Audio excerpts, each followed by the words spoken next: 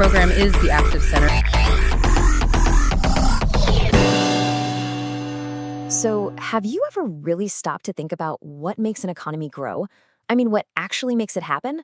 It's definitely not just numbers on a chart. No, it's this dynamic, very human process. And it's all powered by a pretty intense engine. So, let's dive in and see how one person's big gamble can actually start a wave of prosperity for, well, for everyone. At the very heart of all this is a fundamental conflict.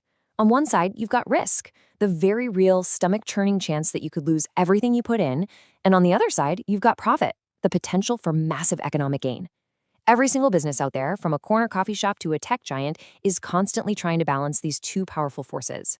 And this right here, this is what we call the entrepreneur's dilemma. To really get a feel for how this plays out in the real world, let's follow the journey of an entrepreneur we're going to call Phillip.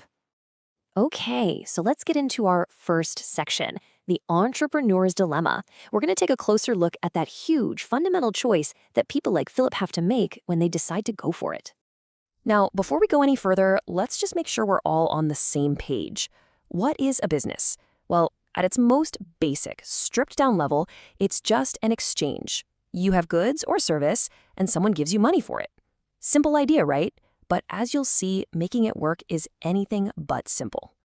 All right, we've got the basics. Now let's talk about the really scary part, personal risk. When someone like Phillip decides to start a company, what are they really putting on the line?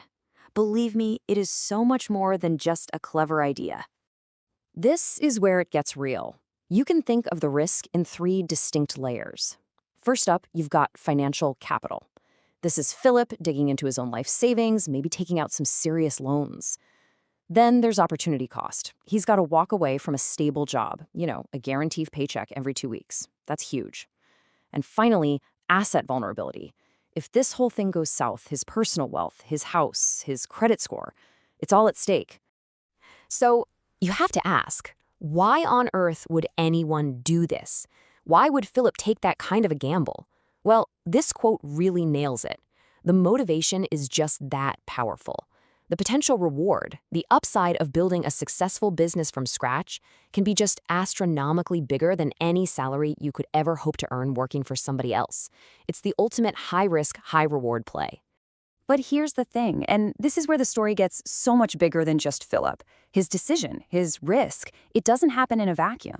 So let's look at this idea of your cost, my profit, and see how one person's spending literally becomes another person's income. Right.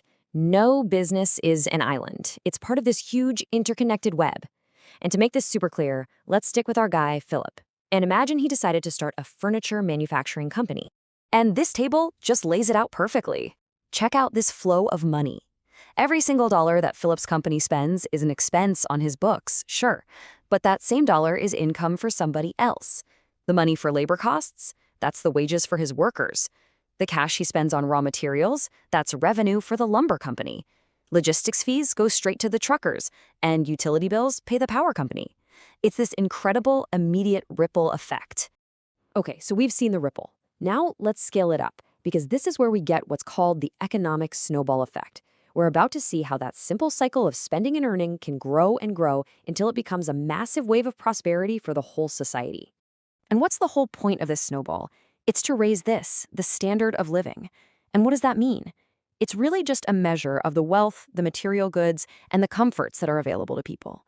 So a rising standard of living means, pretty simply, that life is getting better for everybody.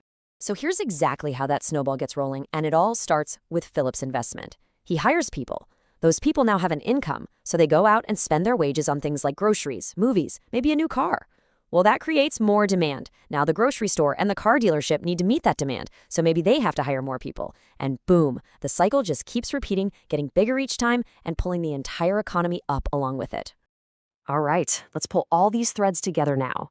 This is all about risk, reward, and society.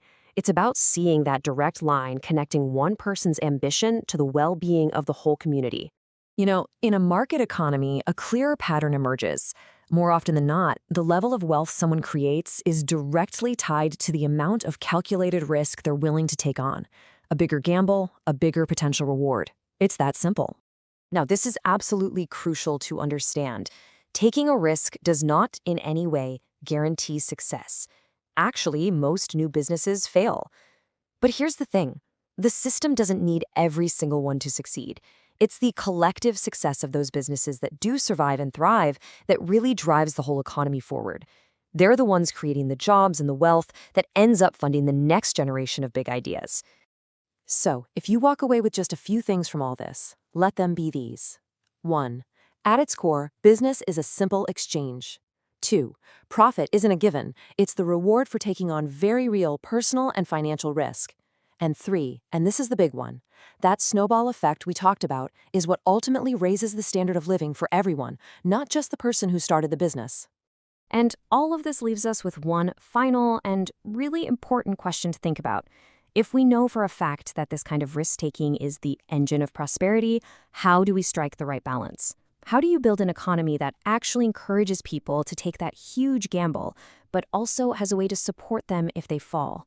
That is one of the most complex and important challenges we face.